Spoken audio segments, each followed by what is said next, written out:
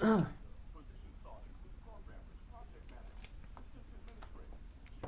Day is open.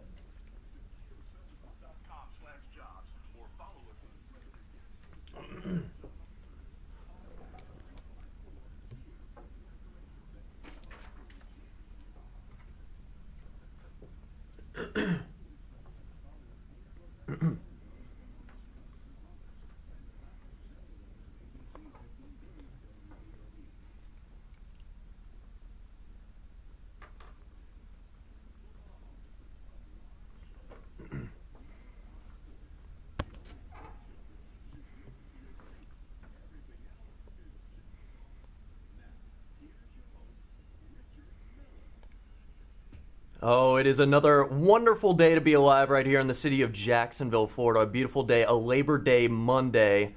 You're joining me, Richard Miller, the inaugural show of Miller on Sports. Thank you so much. If you want to follow me on Twitter, Facebook, or email me, I'm at Miller on Sports, and my email is milleronsports@gmail.com. Check out my blog, milleronsports.com. And of course, our main sponsor, brought to you each and every day by the law offices of Ron Scholes, a law firm of military veterans fighting for you. Check them out at ronschollspa.com, or for a free consultation, call their office, 904-721-7575. That's 721-7575. And a big weekend in sports, college football, NFL.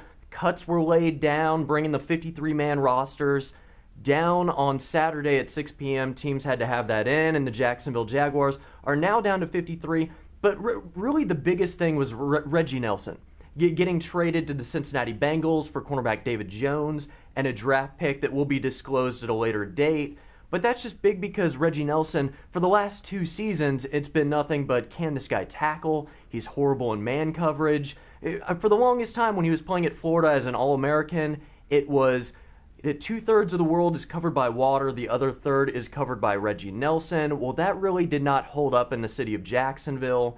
And when you look at it, of the draft picks, the first rounders here in Jacksonville, Mercedes Lewis is the only one left besides the last 3 that the Jaguars have drafted. You see Eugene Monroe, Derek Harvey, and the most recent one, Tyson Alualu. So Reggie Nelson there just really struggled, and I'm shocked that the Jaguars organization could get anybody for this guy, because he's 26 years old. There's a lot of upside, and you know, teams really, when they see these guys drafted, especially a first rounder, he's only been in the league for 4 years, and you go after him, there's that potential, there's that, oh gosh, what, he could be this. Well, let's go after him. So giving up David Jones, and I think Gene Smith knows what he's doing. We've seen this over the last 18 months, getting David Jones, and really at the premier position in all of professional football, because we've seen Darrelle Revis, who finally signed today, according to sources, with the New York Jets,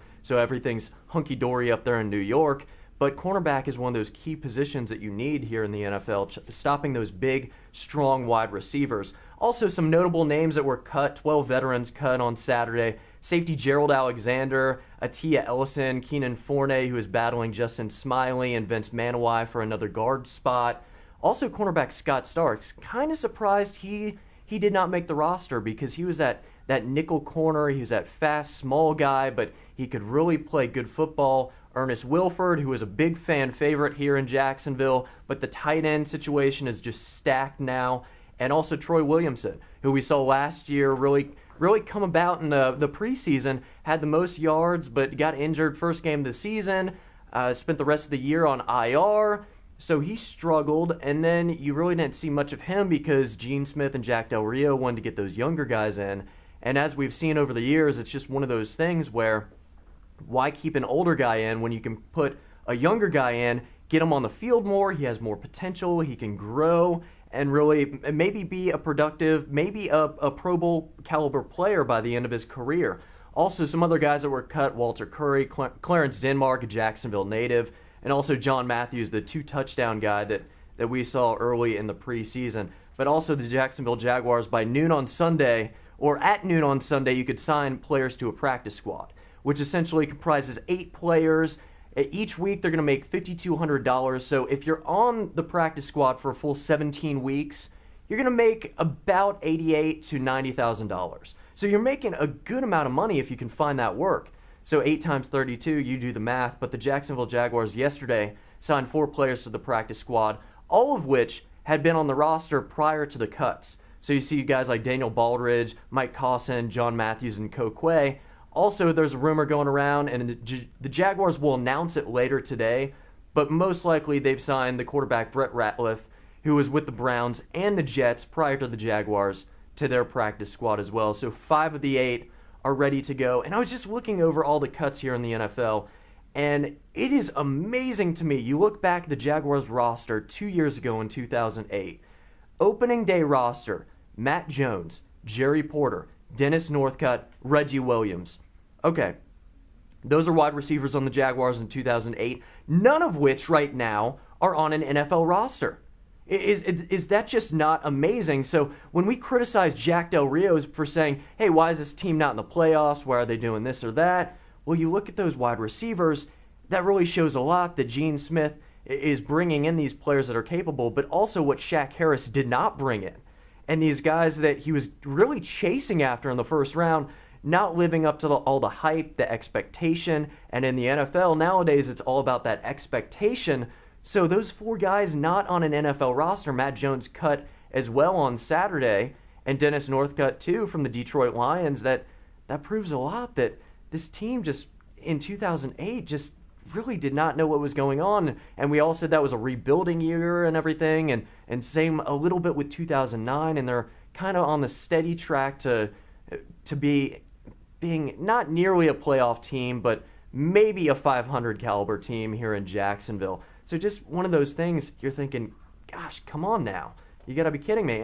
And with the safety situation now that Reggie Nelson is gone, that doesn't put a big damper in the safety position because he was really not worth a roster spot. But you have Sean Considine, Courtney Green, who people are probably saying, who is this guy? I've never heard of him. Well, in the last preseason game, and mainly for all the preseason games, his name was getting called, but he wasn't missing tackles. He wasn't blowing coverages. He wasn't failing, and you weren't hearing his name. He wasn't that left offensive tackle that, he does a great job, but you might hear his name because he fails or he lets a defensive end around and gets a sack on the quarterback. Well, that's not what Courtney Green did at all in the preseason. And Anthony Smith, the Jacksonville Jaguars really like this guy. I see him potentially as a starter. Also, Tyrone Brackenridge is another one of the safeties. And as well, the Times-Union is reporting right now on one of their Twitter pages that William Middleton was in as maybe a nickel cornerback or a safety. And they made a little comment that it was a little too quick because, of course, we all know in the media, the Jaguars PR staff loves to kind of rush the media off the field once practice really gets going. So as well, also some news, Justin Smiley was in at the first team at left guard. So most likely, I'm guessing Uche Nwaneri was in at right guard.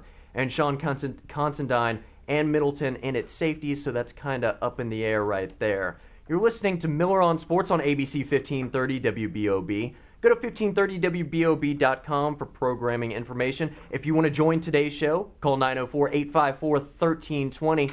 And as always, we're brought to you by the law offices of Ron Scholes, a law firm of military veterans fighting for you.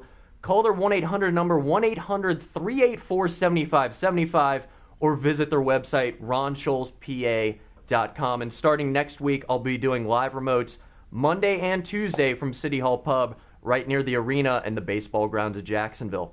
You're listening to Miller on Sports.